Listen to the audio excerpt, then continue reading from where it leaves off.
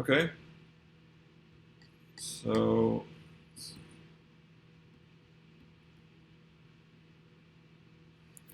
we had to make a little fun scene. So how did you do the rolling hills? See, Ashley, did you get the rolling hills? They were green, I think, right? Yeah. How'd you?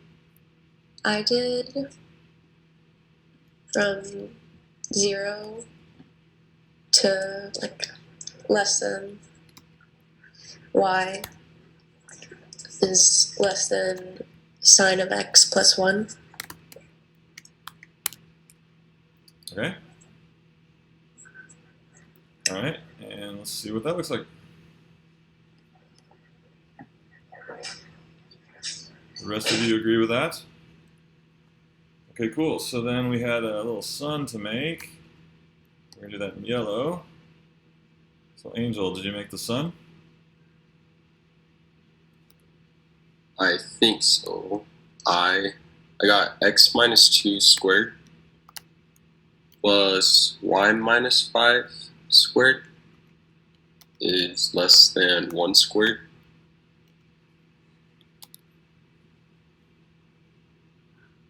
Which is just 1. And then I put a comma. What was the comma for? So I can do another like x minus 2 squared. Oh wait, I guess you can actually just your put commas are valuable here, right? You don't want to use commas where you can't, right? Yeah. I only gave you a limited number, right? Yeah, you can put that expression is greater than 0.5 squared. Oh, was there a little hole in there? Let me cut this. So less than 0.5? Yeah, squared. Squared. Okay. Less than, like that? Yeah. Is that what you did? Yeah. Awesome. Okay. And then Yasra, take your pick. Do you want the kite or the kite string? I'll do the kite. You'll do the kite. So tell me about how you figured out, what color is the kite? Is it blue? Yeah, it's a blue one. Okay. So how did that go figuring out the kite? So that was a little more of a challenge on this one. How did you figure that out? So it kind of looked like two absolute value functions like opening up to each other. Okay. So I found the absolute value function for the bottom one and then the top one, and then I did the trying to figure out like the shaded region. So it turned out to be 2 absolute value of x. So 2 absolute value of x. And then plus 2 on the outside. Plus 2, okay. Okay, less than or equal to y. Uh-huh. Less than or equal to okay. Negative. And then absolute value of x. And then plus 4 at the outside too. Like that? Yeah. Okay. What about the rest of you? Agree with that? Okay, very good. So is everybody here? Let's see here. How about the string? Richard? That was red, right? Yes. So how'd you do the string? I did the equation of a line, just doing y is equal to 3 halves x plus 3. Plus 3? Yes. Okay. And I restricted the domain from -2 is less than or equal to x, which is less than or equal to 0.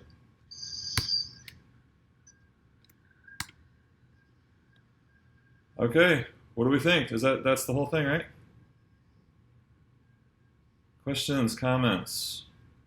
Does GC accept vector valued functions to draw line segments?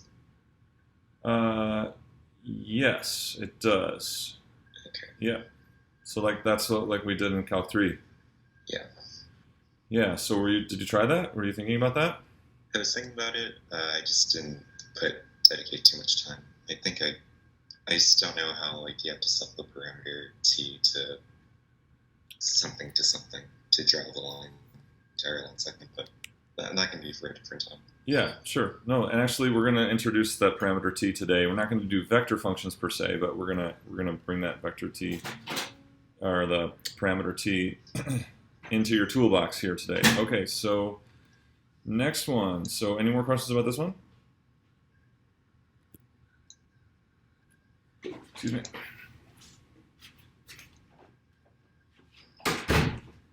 Okay, so then the other one was the fun heart, and let's see. So Sarah, can you tell me just something, not the whole thing, but just something about the heart that you figured out? Well, first I figured out, like, to get the idea into setting it up, I figured out the equations of the parabola. Okay, tell me. The equation for the parabola that I got was y is greater than 1/2 x squared minus 0.5. 1/2 x squared Minus 0.5. minus 0.5. Like that? Yeah, that was just to like start off. Sure. That's what. Yeah, and that's how you do. That's how you do a project, right? You just get some things down. Okay, and then once you keep going, doing good. Once you keep going, what'd you figure out next? I figured out the equations of the two circles, Okay. like half circles Sure. or semi. So the first one I did was actually I only found the equation of 1, Okay. and then I figured it out. So I used y equals the square root of 1 minus parentheses x minus 1 squared plus 2. Okay.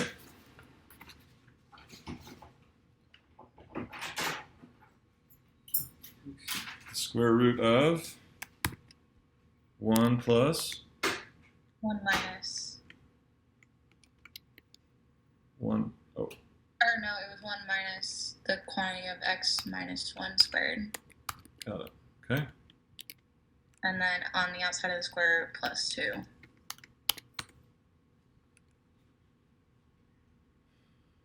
Okay. Someone else do something. How about Elizabeth? Did you do something else like this? So I did something similar. I had to like do both circles before I got how to get like the whole Okay. heart. So I did like the other side of the heart. All right. So what do you mean? So like the other equation to make the other half of the heart, like the top bound would be like y equals like the square root of 1 minus x plus 1 squared Okay. plus 2. 1 plus here? No, plus inside this. Plus inside here. Yeah.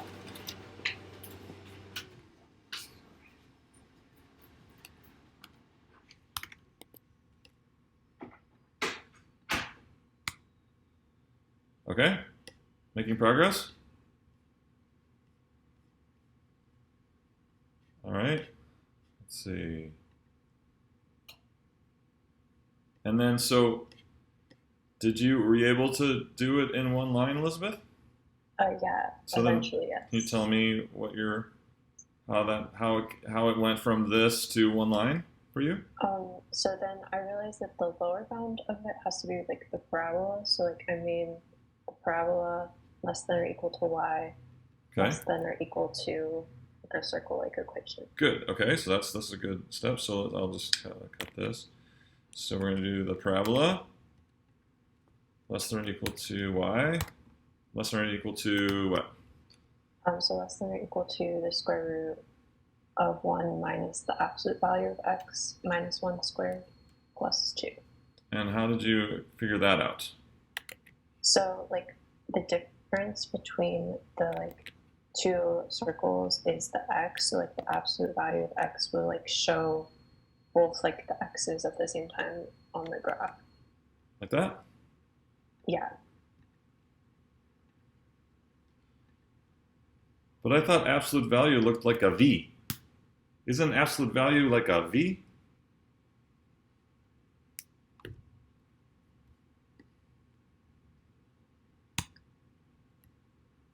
I guess I was wrong. So is absolute value a V? Obviously it doesn't have to be a V, right? So what is absolute value about?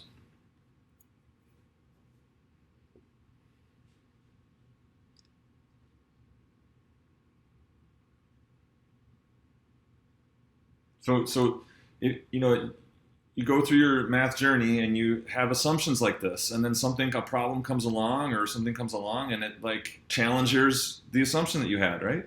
So probably in most high school kids' mind, absolute value, the graph is a V, right? Well, clearly it isn't, right? Because here now I'm doing absolute value, I don't have a V. So now we have to readjust, we have to change that assumption and make a generalization that's so everything is right in the world again, right? So like, how can we now think about absolute value that is more correct, or as a generalization that will fit all of our knowledge? So now, I usually think of absolute value as the distance a number is from the number 0. Okay. That's just my All right, so that's that's a numerical approach. So I'm talking more graphically, but yes, numerically, numerically it's the distance, right? Or it's it's how far it is from 0. So then what will that mean for a graph? Isn't it like saying for both the positive and the negative x values, you want the same output for given inputs? Both same output for a given input for x and its opposite. Yeah, for the positive and the negative. Who is talking? I'm sorry, I can't tell. Nasra. Oh, yeah. Usually it pops up to the front top and you're not showing up. Okay. All right, cool. Yeah. Right. Okay, that's good. All right. So if you want the same output for an x and its opposite, okay, and so then what's the result of that? It'll like reflect it over the whatever axis you have the equation set for. Okay, so if you want the same y value for x and its opposite, for all x and all their opposites, you want the same y value, corresponding y values, which axis does it reflect it across? The y-axis. Yeah, it's going to be the y-axis, right? So what we can get is we don't have to get a v. Absolute value isn't about a v necessarily. It's about any symmetry across an axis, right? So we can move. So we can move our axis of symmetry over, right? So how can I move the axis from the y-axis?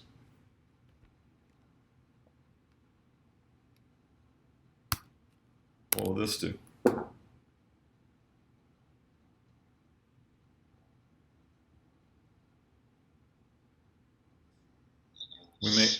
We may have a broken heart, everybody. 1 unit to the right. What's that, Richard? Would it shift the heart 1 unit to the right? Will it shift the whole heart 1 unit to the right? So that's normally what that does, right?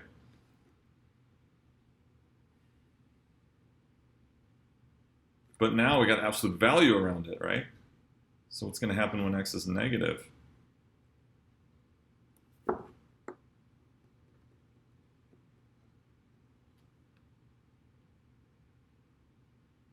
Will it shift the heart 1 unit both ways? Both ways. So let's think about this. So if we put 4 in for x, we'll get 3 for that, right? So what we used to be, so there wasn't anything at 4. So 2. So like what used to be so if we did put 2 in, what used to be at 2 will now be at 1, right? No, that's not right. What used to be at 1 will now be at 2, right? So what used to be at 1, when we got x equals 1, will now be at 2, because putting 2 in makes this 1. So yeah, so that works shifting to the right. What about over here? So if I put negative 2 in, or negative 1 in. If I put negative 1 in, now what's going to be in there as what? 2, or negative 2 inside. So what we used to get at negative 2, we're now going to get at negative 1. So it looks like it does. It looks like it does shift it to the left. But just the top. Shifts it to the right, excuse me, shifts it to the right. Yeah, so Richard, you were right. So it shifts the whole thing. So now our axis of symmetry is at x equals 1.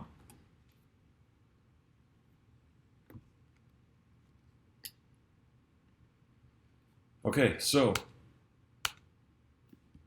in terms of graphing, absolute value is just about symmetry. It's not about a v necessarily. When is it about a v?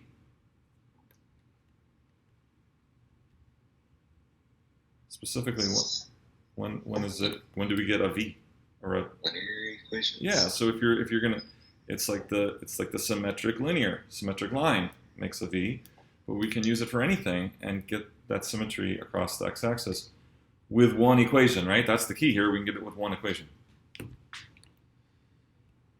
Okay, so another tool in our toolbox is how to graph regions. So this is just practice if you want to have a shaded region as part of an animation that you're trying to teach something.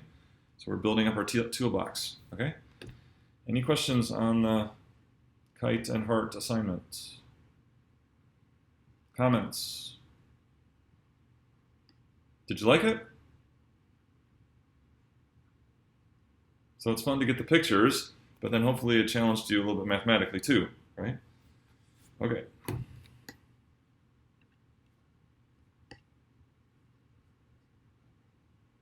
So let's practice. I said we were going to practice this new way of developing a linear relationship using constant rate of change. So let's do that.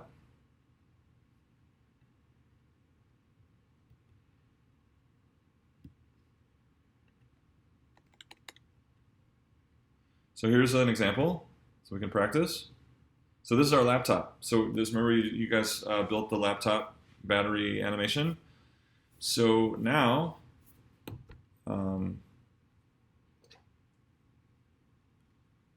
it's the same thing, but we want to actually build a relationship of, I forgot what variables we called it. But we can just do y and x, that's fine. Build a relationship of y and x.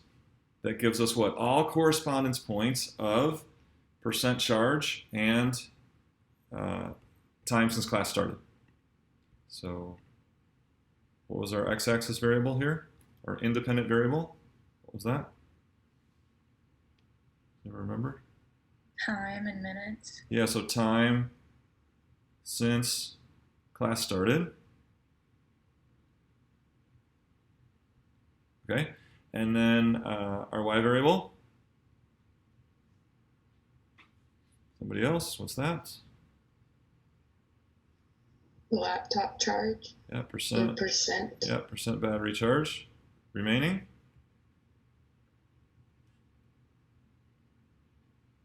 Very good. Okay. And so what did we do? So what we want to do, we want to write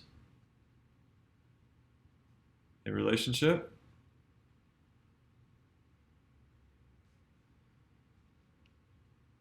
that gives all correspondence points. Right? All points that are a correspondence of time since class started and percent battery change. That's the way we want to think about this.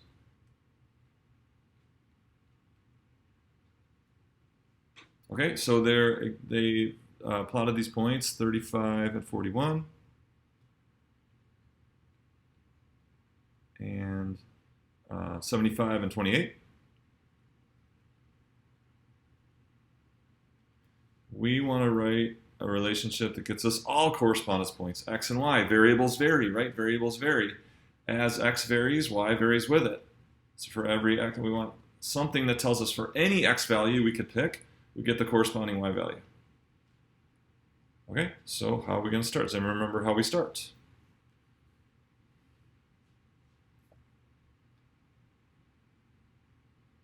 So that was 5 days ago, and this may have been a new thing. So does anybody remember?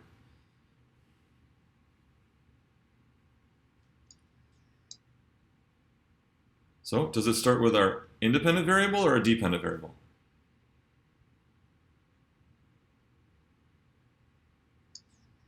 Starts with the independent. Yeah, we're going to start something to do with x. So what are we going to do? Something to do with x. What do we need to get all correspondence points related to x? You need an arbitrary point x, comma 1. Okay. Where do you want me to put that, Richard? Good. Just figure around like 110 yes. 100? What's down here? Somewhere around there. Like this? That's Okay. good. Right. This is what we need. So because we're writing all correspondence points x, y, we need to represent that.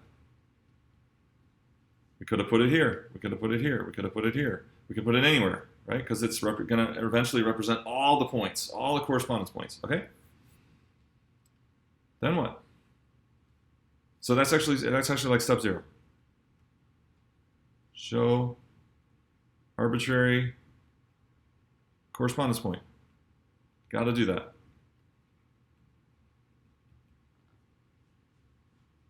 Okay, now we're ready to go. Who wants to tell us? What do we do first? So we're gonna be considering x first. What do we need?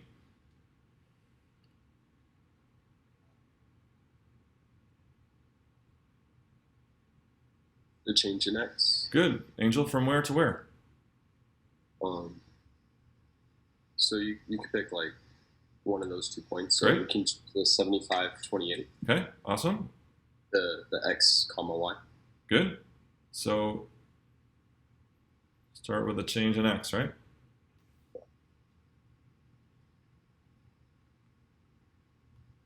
And what is, oh, by the way, assessment Thursday, right? So the next assessment number 2 is Thursday.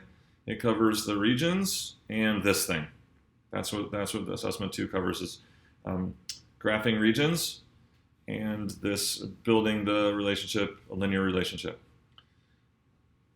Okay, so dx. And so what is dx, Angel? X minus 75. Good, right? So it's going to be final value of x minus initial value of x. Gives us dx right there.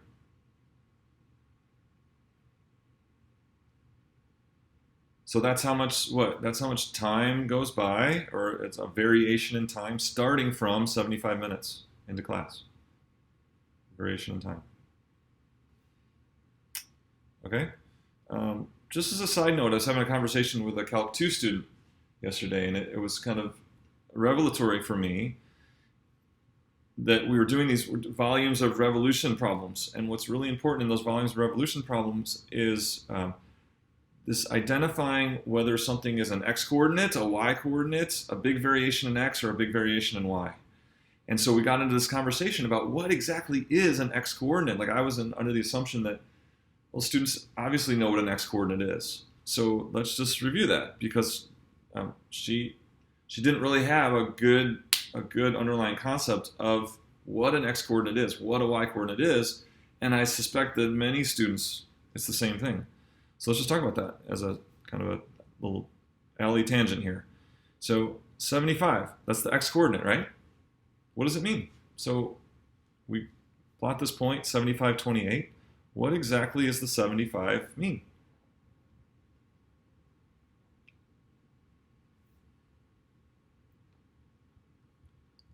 So what is 75? When we plot that point, what is 75? Why do we put it there? Why do we put that point there if it has an x-coordinate of 75?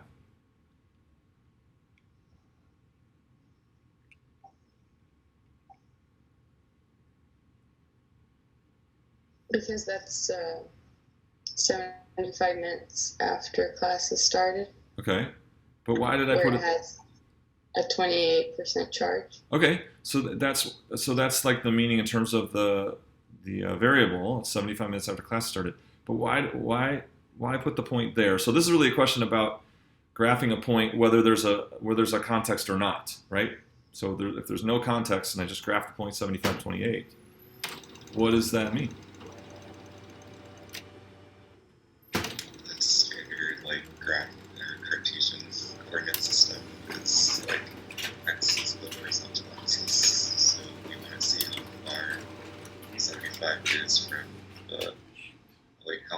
75 is from the vertical axis. Does that Okay, make sense? say that last part again. Distance. Say that last part again, Richard. It's like the distance from like the vertical axis, 75, along the horizontal axis, 75 units away from the vertical axis. Good, right? Can I do it up here instead of down at the horizontal axis?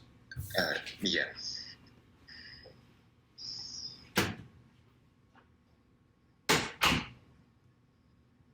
Isn't it that I guess distance like right there? Isn't that?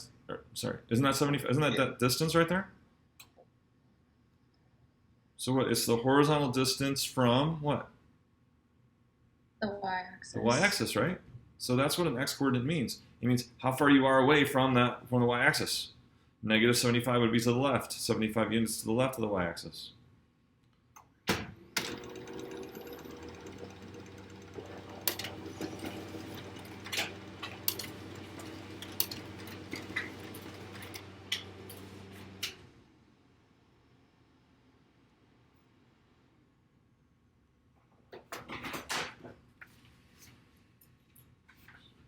Okay, so good. So that's just a little, and obviously then the 28, 75, 35. What am I doing here? Obviously, the 28 then is the what distance? It's the vertical distance from horizontal axis, right? So that's how we plot points. It's a distance from the axes. Okay. Anyway. So that's why this distance then what we call like a variation in x, right? It's not an x minus 75 is not an x coordinate. We use x coordinates to represent it, but it's not an x coordinate. It's a distance from one point to another on the graph. Okay, taking it from there. All right, so Sarah, do you remember what we do next? So we got our change in x from 75.28 to any point on the line. So we have to do the change in y next. Change in y. And how do we get the change in y? So our goal is to write this. So this is kind of like our end goal is what is y? So how are we going to write the change in y?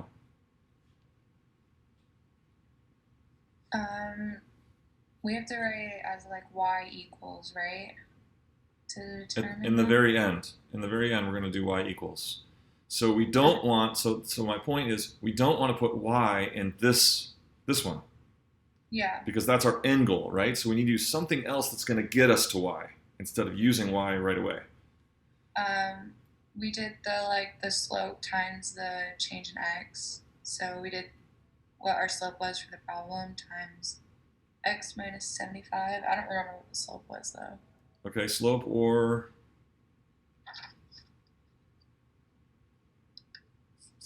so because we're in a context, we don't, slope is probably a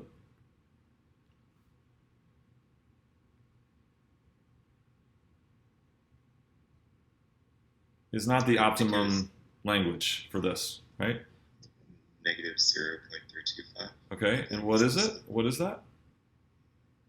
It's the constant rate of change. Constant rate of change, right? So this is all based on constant rate of change, right? So yes, it is the slope of the graph, but in a context like this, and what was it? Negative, do you remember? 0.325. Good. All right, and what is dx? So Sarah, keep going. What's dx? It was x minus 75. Yeah. Is it making sense so far? So we have this change in x from our starting point to any given point on the line. So that's going to be x minus 75, or that distance right there. And then for that change in x, we have a corresponding change in y, according to the fact that those are changing together at a constant rate. And does this mean that x and y are changing at a constant rate, or that dx and dy are changing at a constant rate?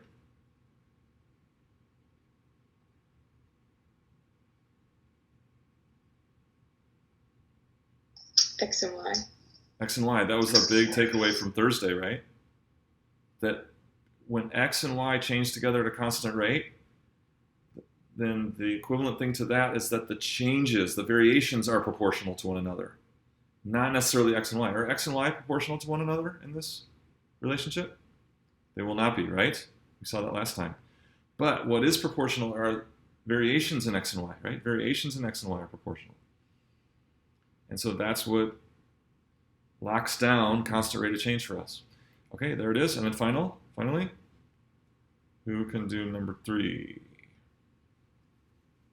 Well, again, it was all about, so we get for a change of x minus 75, y changed by negative 0.325 times x minus 75. That was our dy. And so now that allows us to write what y is. What is y?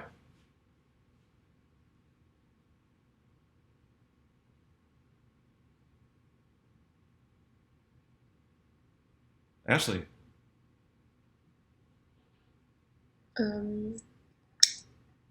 It's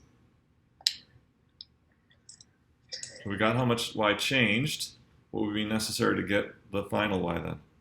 How would we get the final y from how much y changed? so your initial y plus dy. Yep, y initial plus the change gives us the final y, which represents any final y, right? Because we could do any change, any x. Sorry, any change in x. Okay, so that's 28 minus 0.325.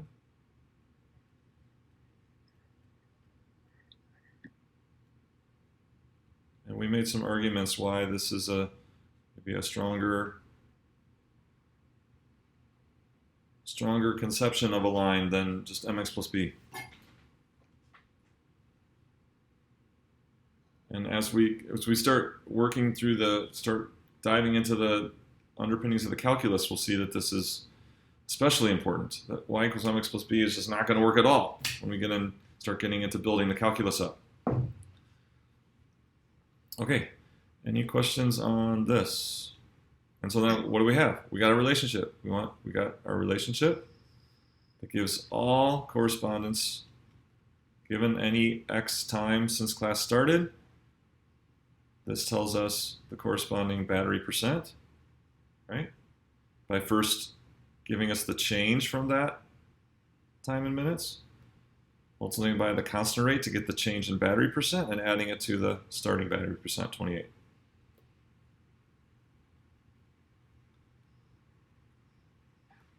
Okay. I have one question. Please. So what if we chose the arbitrary point to the left of the point that we chose, Okay. 7528? Yeah. Would the model still work? Yeah, it would work as long as you're consistent. As long as everything's consistent. So you want to go back here? Yeah. Yeah, so then what's our change in x now? Would it be 75 minus x? Okay. So that's this deal where, so what assumption did you just make? You just made an assumption by doing that. It's okay. Is it that dx is positive? Yeah, so when you pick the x back here, what will dx be? The dx should be negative. Right, so how do we want to write that then? 75 minus x? The negative of the quantity 75 minus x. Right, which is, you're back to this again, right? Yeah. Yeah, so you want to keep it at x, even though x is less than 75, you want to keep it first, and that's fine, and then just dx turns out, in this illustration, the way I'm illustrating it, it turns out to be negative. And then you're going to multiply that negative by the constant, so, and then look, when you multiply that negative x minus 75 by the negative rate of change, what do you get?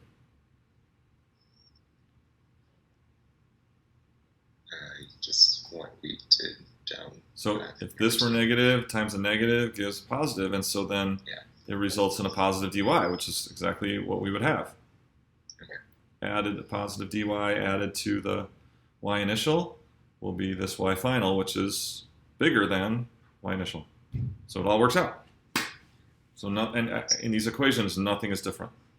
So should it be an assumption, or should it be explicit that graphically, if you go to the right for a dx, that's a positive change. Okay, so yeah, there's two kind of ways to think about it. So like in a graph, if you want the variation in x according to what that x is positive to the right, then you need to do the rightmost minus the leftmost. Yeah. Okay. But we're doing here in the context, we're doing a change in x starting from what? Starting from 75 minutes. That's our starting value. And then we're going to vary to an x value that's here. So we're starting here and we're ending here. So that's why we still want to do x minus 75. So it depends on your problem. It depends on what you mean by positive variation in x. Does it always mean moving to the right, or is it about, in the context where you start and where you finish, regardless of moving left or right? Does that answer it? Yes. Thank you. Cool. Okay. Other questions about this? Okay. So I have a activity. We want to kind of keep adding to our toolbox here of things that we can use in GC. And it's also going to bridge off of this. We're going to do a little practice of this. So let's find that. I can erase. Everyone's good?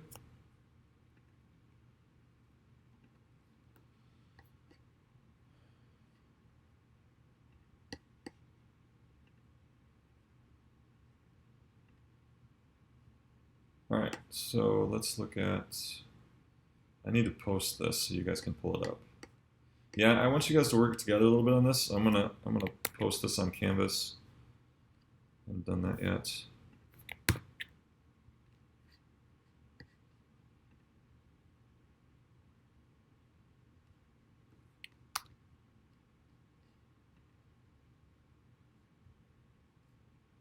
So in Module class worksheets.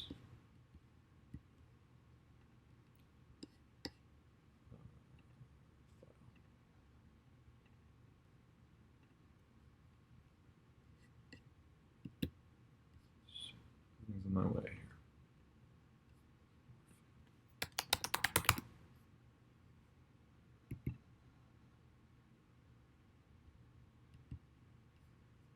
Okay. It should be there now.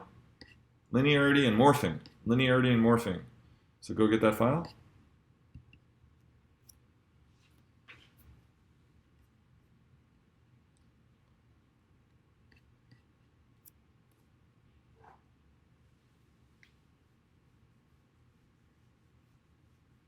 And so after we get through this, you'll be ready to get through this. You'll be ready to start working on this thing. Remember I said this would be our first kind of challenging GC file that you're going to build. Okay, and so you'll be ready.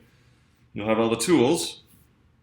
Whether or not you'll be ready, I don't know, but you'll have all the tools to make progress on this. Okay. Everyone got it? Got it open? Were you able to download it? Okay, cool. So it should look like this when you open it. And so I've defined 2 points, right? 3, -1, 7, 5 as A and B, and I was able to do, you can do that in one line with a comma. And then, now this will just define the points, right? So if I just wrote 3, -1 and this 2 vector, it'll plot it. But like variables and functions, you can just define it and it won't graph it, right? So this is just assigning that point to be A, assigning this point to be B, and then by coming here to new lines, A and B, that will graph it. So make sure I don't have these graphed here. Okay, I don't think I do. Does it just graph the 2 points? All right, so let's make them black. All right, so those should be the only 2 things that are graphed. Is that right on yours too? Okay, here we go. So first thing is, I want you to write the linear equation through these 2 points using the constant rate of change technique. Okay, have it only plot the points starting from A. So you're going to do that in this line right here. you're going to use the linear equation technique to build up the relationship of x and y through these 2 points, and then only show it starting from point A, which is this one down here. Then you're going to use an n slider to plot a point that highlights any point on your line. So the line will be drawn, starting here like this, and then use the n slider to plot a single point that highlights any point on that line. Okay? This is all a review. And then I want you to adjust your linear equation so it only plots the points on the line from A to the movable point. So before that, you're showing the whole line and you can move the point around on the line, right? Highlight different points on the line that's already there. Now, what I want you to adjust your linear equation to plot only the points on the line starting from A to the movable point. So as you increase n, it'll sweep out the line. It'll generate the line as you increase A, and then I want you to stop. Oh, that's supposed to be erased. This is also supposed to be erased. Everyone erase this. Do you have this? Oh, you don't have that. You don't have that stuff? Great. Why do? Oh, because this isn't the. Oh, this is the. This is the wrong file. Where is it? This one. Perfect. Okay, good. That was a close one. All right, so I just want you to go just to that yellow, this one. I'm gonna break you into groups. And so you're gonna stop here. This is the last thing you'll do. Okay, I'm gonna give you 10 minutes, okay? Or even less, 7 minutes. Put your heads together and do those first. How many is that? I guess that's just 2. It's two lines, but 3 tasks. Okay, 2 lines, but 3 tasks. Okay, breakout time.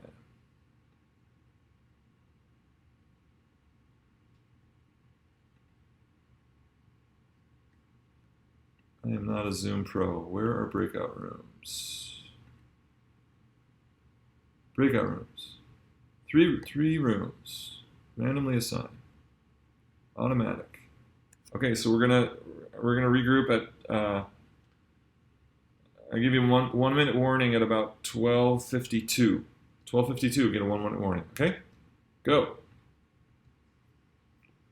We don't have breakout. Oh, there it is. How'd we do? So let's go with this room number 1. Did you guys get this one? Elizabeth, Richard, and Yasra. You're not sharing your screen. I'm not sharing my screen? Yeah. Thank you. So this one.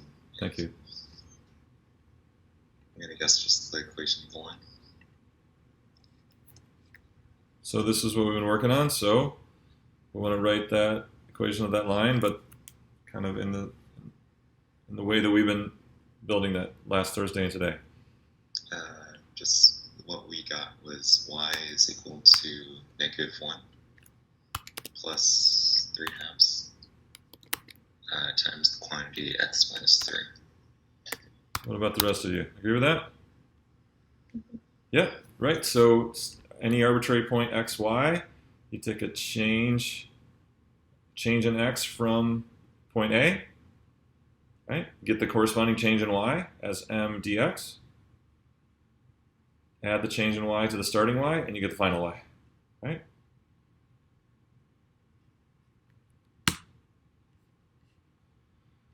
Okay, very good. So I think I wanted to make these show up a little better. Okay, nice. So breakout room number 2, who was that? That was Angel and Sarah.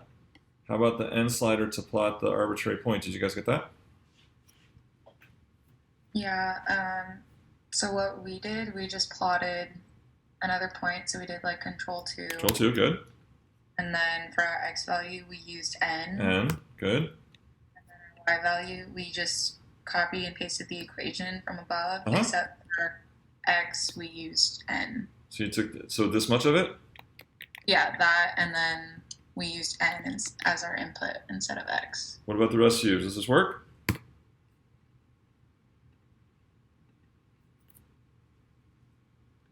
And let's give it a shot.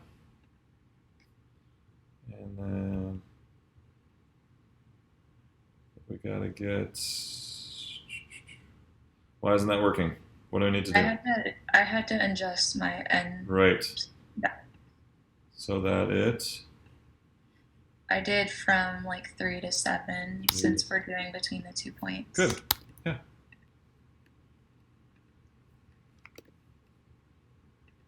So now it's from 3 to 7. So now it should show up.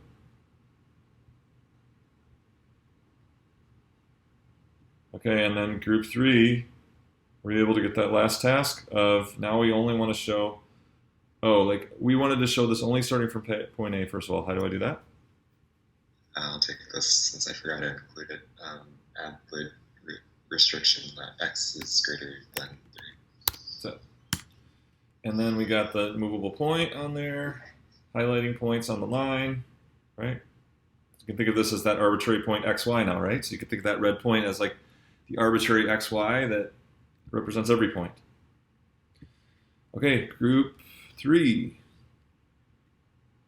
So now, how are we going to? We're going to adjust this right here so that it kind of generates the points, right? So that as you move the N slider, it kind of sweeps out or generates the points back behind, all the points back behind that. Did you guys get that? The third group? That would be Ashley and Donna. No, I hadn't started it yet. Okay. So, for instance, right now, we just want to show the part of the line from A to here. So can we do it on the fly? Maybe. So instead of showing you want your input to be the current X value you're at, I guess.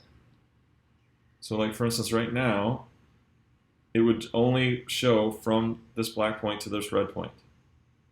How would we do that? How would we show that part of the line?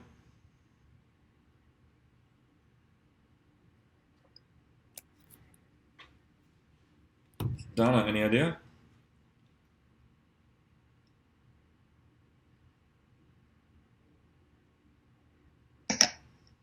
You'd have to use an N slider. Okay, we already got the N slider. It's already there. And you'd keep the initial change in X the same. Okay. So you're thinking about changing this? Are you thinking about changing this here? Yeah. But what am I saying that we're going to change? Are we really changing that relationship? No. What I'm saying is we just want to graph this much of that relationship. What does that have to do with? You're just restricting the inputs. Yeah. How do you want to restrict them? So it's the same way you would do it if you were restricting, say you just wanted to show from point A to point B. Mm-hmm. You could do that. It's the same thing now. You're just going to show from point A to this point. Mm-hmm. Is that point you made it so X would be from 3 to N? So tell me. So 3 is less than X, which is less than N. What do you think?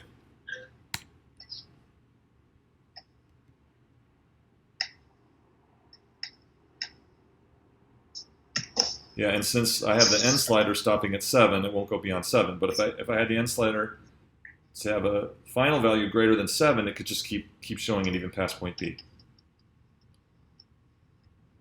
All right, questions on this first part? So this is all review. So we only got 15 minutes for the new stuff here. Questions on this? Okay, here we go.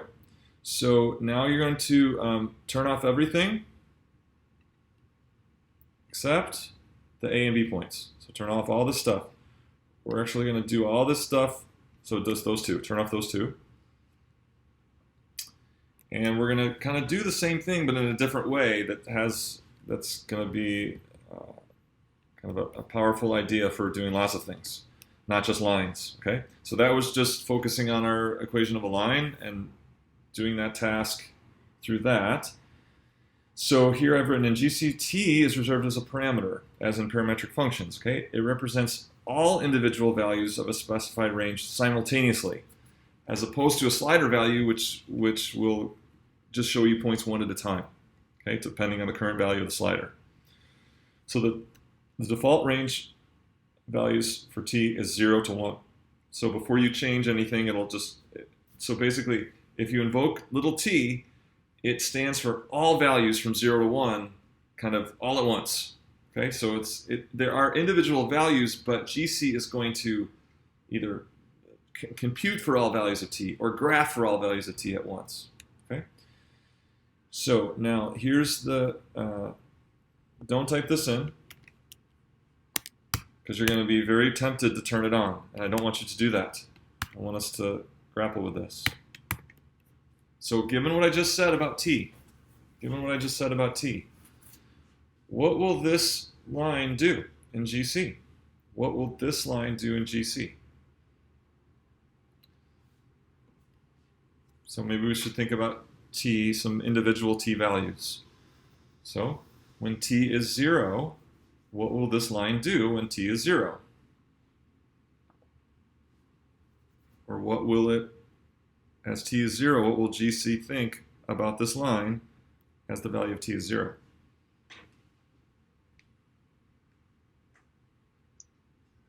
Would GC only show points A when t is 0? Okay, he's saying when t is 0, it'll just be equivalent to like point A. Agree? Yep, that's right. What about when t is 1? Point B. Point B, right? So when t is 1, it'll just be equivalent to just writing a B here. And we know what that does. That plots, so when t equals 0, it's like, this will like plot point A. When t equals 1, it'll plot point B. Okay, so now what about everything in between? So what about 0.5? So if t is 0.5, what will this thing do? How will GC interpret and react to the fact that when t is 0.5?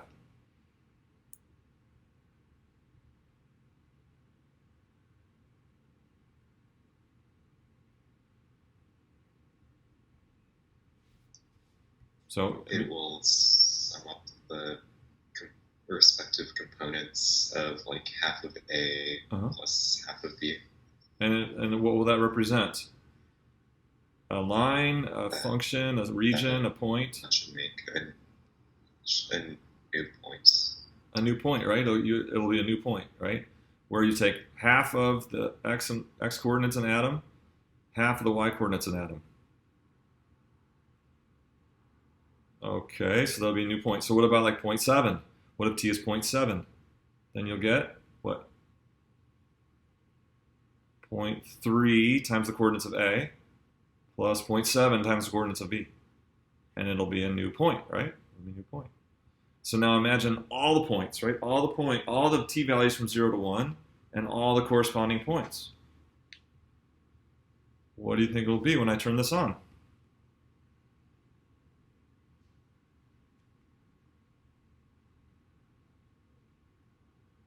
So what does this kind of feel like? You know, like if I put in 0.1, I'm going to get 0.9 of A and 0.1 of B. What is that like? Or if I put in... Reminds me of percentages. Yeah. Yeah. I like percents, that's right. Any guesses of what we'll get when I turn that thing on? So again, try to resist the temptation to do it yourself. We want to try to figure it out before we do it. So any guesses what we'll get? We'll get a region? We'll get a curve? Should I not guess if I remember this from Calc 3? I remember what this does from Calc 3 alone. So. From Calc 3? We yeah. did this, when did we do this in Calc 3? I don't remember doing this in Calc 3. It was to like make the line integrals between 2 points. You can use this as your... Oh, right, when we were parameterizing lines. Yeah, yep. Okay, very good. But I'll pretend I don't know. Very good. No, it's great that, yeah, yes. What about the rest of you?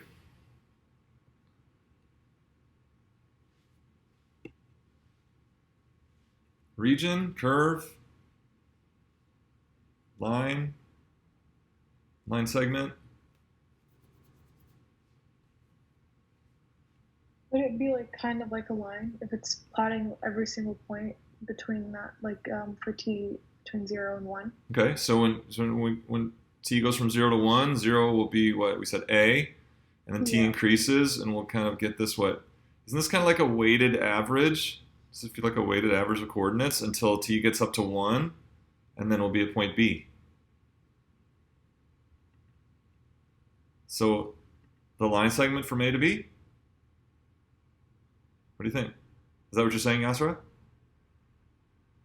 I think so, yeah. Yeah. Yeah, that's it.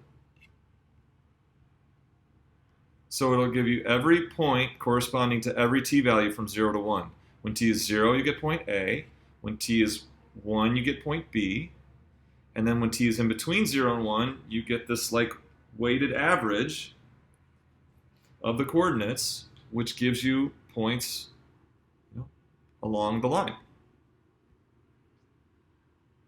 So this is the idea of what we're going to call the, well, we'll say at the end. But all right, we kind of need to move along here so we can get through this. But so now I want to show you that you can create your own sliders up here in math lines, not just the end slider. We'll make a slider called P, so it'll be P equals, and then type slider. And as soon as you finish typing slider, you see it goes to normal font, not italicized anymore, meaning this is not a product of parameters or variables, right? Because if you do it like slide, how does GC interpret that right there?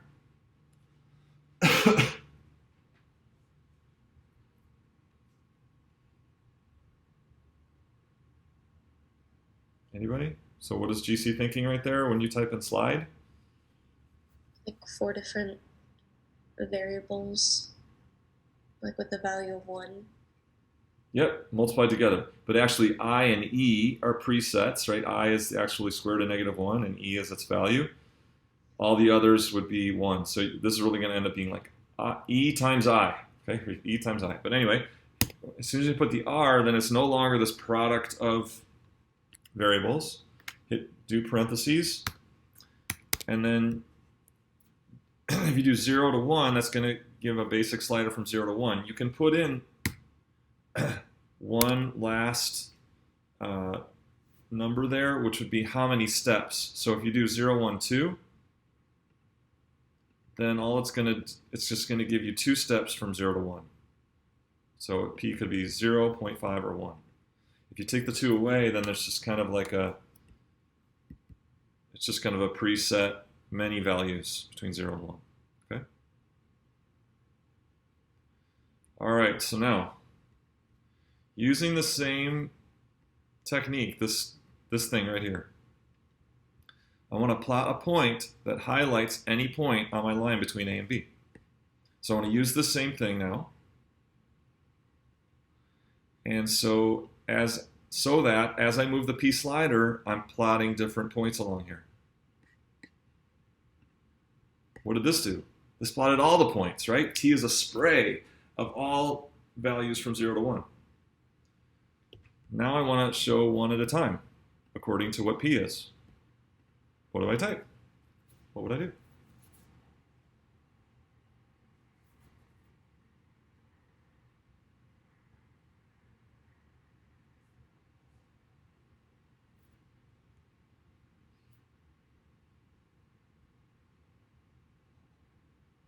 If you think you know what it is, you're probably right.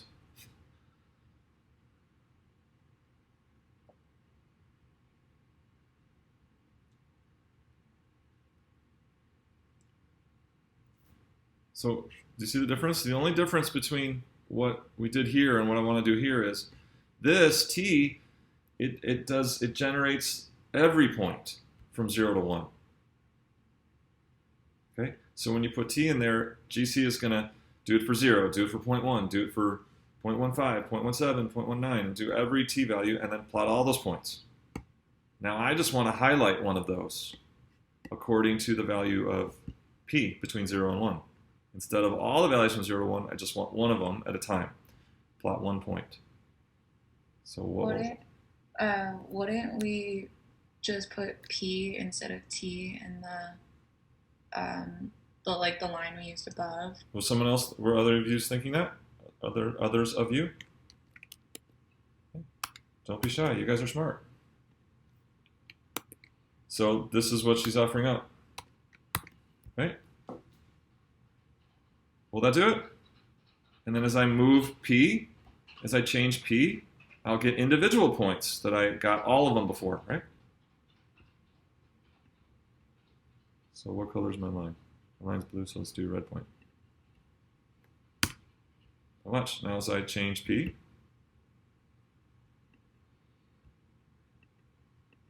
I get the corresponding point for that particular value of P, instead of the spray of all of them, which is what T does.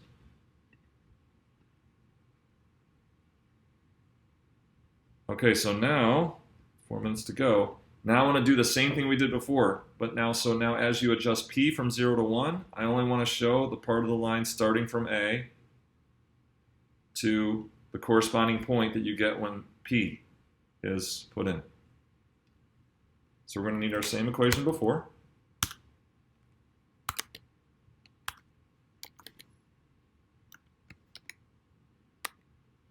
What is it? X minus, what is it? 3? Okay, so now I want to do the same thing again.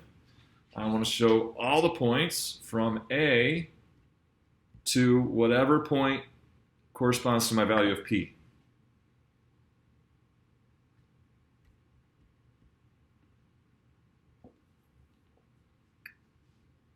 Who thinks they can do it?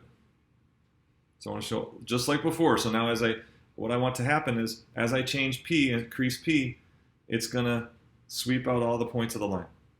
It's going to generate the points of the line, just like we did it before using the N slider, but now it's a P slider from 0 to 1.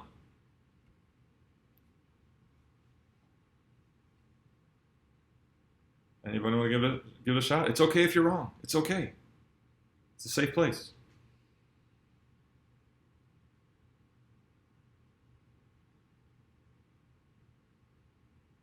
What's this? What's the structure of it? Just tell me something. Tell me something that's going to be what we're going to do to achieve this, even if it's not every detail.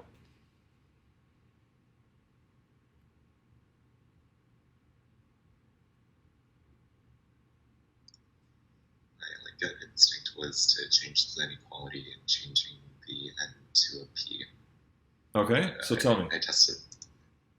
I won't say the results, but. So or actually, should I just when I did that? So let's just type in what you were thinking, whether it's right or wrong. It's perfectly okay. Okay. Then 3 is less than or equal. I'm going to turn it off though, so we can analyze it. 3 is less than or X is less than P. P. Okay. So the rest of you, don't try it. What do we think? Great first choice. I mean, so he's got the structure of it. We want all X values between 3 and something to do with P. Maybe it's P. Will this work? So when P is 0, what do I want to show? If P is 0, this should show what? What should it show?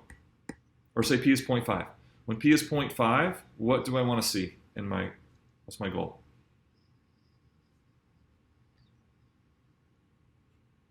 I'm going to set P to 0.5. Close enough. 0.435. But I have not turned this on. I'm going to turn off the blue one. I have not turned this on yet. Is this going to work? P is currently set at 0.435. What do you think?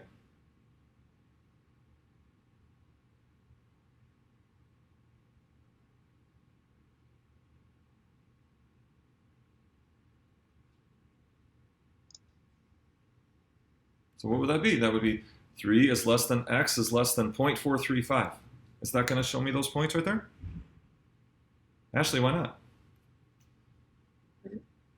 Because it's not a true statement that way. Like, yeah, 0.435 is back over here. My p-values between 0 and 1 are over here. So I'm trying to compare an x value with p-values P ranges from 0 to 1.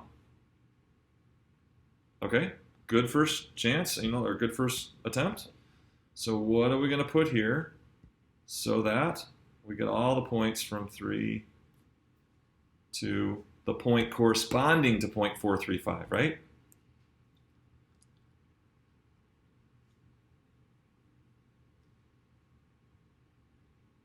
What should this be just in general? Like, not an expression, not a math expression, but like, what should this be right there?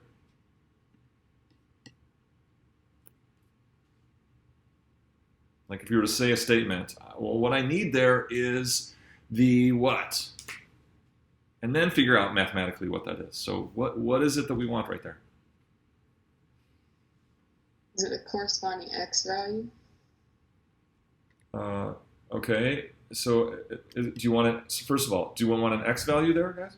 Everyone? Do we want an x value there? If I'm doing 3 is less than x is less than something, do I want an x value there? Yeah. Yes, right? I want an x value. So I want the x value. What x value do I want?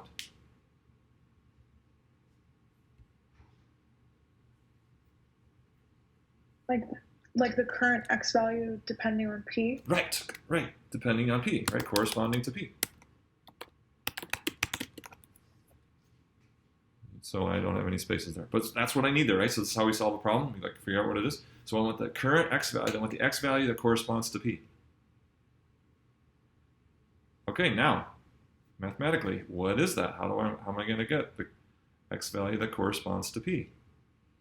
If p is changing from 0 to 1, do I have a tool that will give me the current x value from 0 to 1 according to p?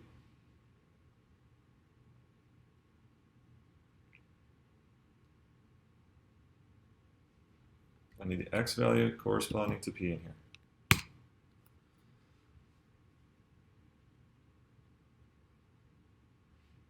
Anybody have it?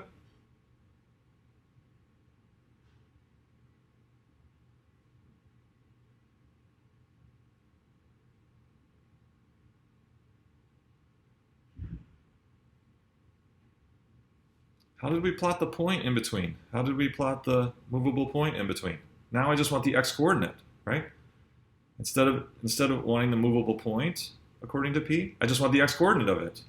You do the same thing, but you just take the x-coordinate rather than the whole point. How did I get the movable point using p? Please, somebody, so we can go home. To get the movable point, we use a and b, but if we want the x value, will we just multiply it by the x values in a and b? Tell me. Let's give it a shot. Tell me. So 1 minus p. 1 minus p. Times 3. Times 3. Plus 7 times p. What about it? The rest of you?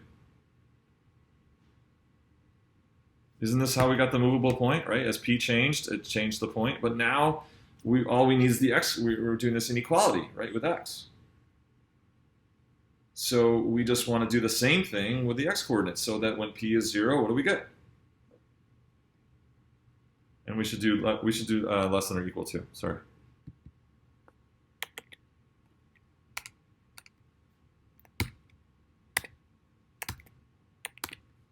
So when p is 0, what do we get over here? We get Just get 3. That's what we want, right? So that's what we want. So when p is 0, we just want to have just the point A. And then when p is 1, what do we get? 7. Which is what we want, because when p reaches up to 1, we want to show the whole segment from A to B. Make sense?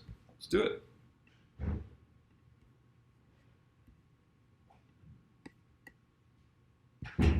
Oh, and not n, p. So here's p. Ready? Here we go. Look at that. So now as p goes from 0 to 1, we get all the points from A to B. When there's nothing, from A to B has nothing to do with 0 to 1. See that? A to B has all these other numbers, 3 to 7, -1 to 5.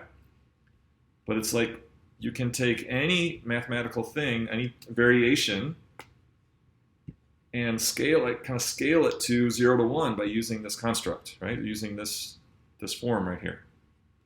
So here we chose the points. For an individual point, here we got all the points. Here we just did the x coordinates.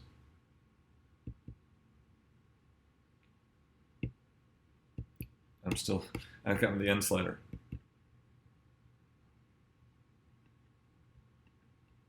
So does it make sense? So this thing is, let me show you really fast. Here. So look, I got this function here. I got f of x equals, okay. There's 4 cosine x. And here is 1/4 x squared plus 5. Got to zoom out here. So look at this. Now I've got this equation here. And I want to make n go from 0 to 1. Let's do p. So I'll do p. P goes from 0 to 1. What's this going to do?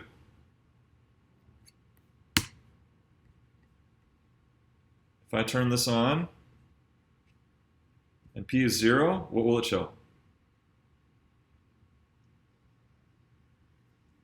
Just g of It's x. going to show g. Let's do it. So where's p?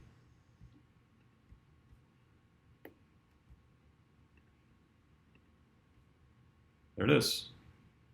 And if I set p to 1, what's it going to show? F of x. F of x. I do that without showing in between. So then what about values? What if I change p now? What will it do?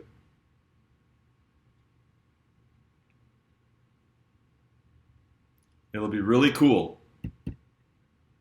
Would it just show the parts of the graph that correspond to whatever value p is for like both graphs? No.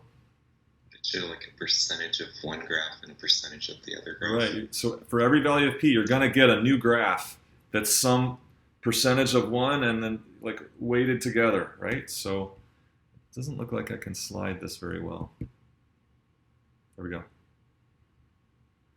So here's p of 0.75.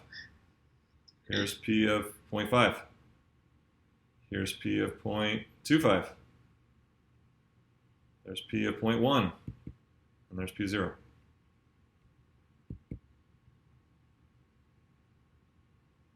Using that same technique. So I'm taking what? 45% of graph F and 55% of graph G. And that's kind of the weighting, and I get this kind of graph. So this is why I call this thing the morphing operator, right? Because it allows us to morph from one thing to another as your main variable changes from 0 to 1.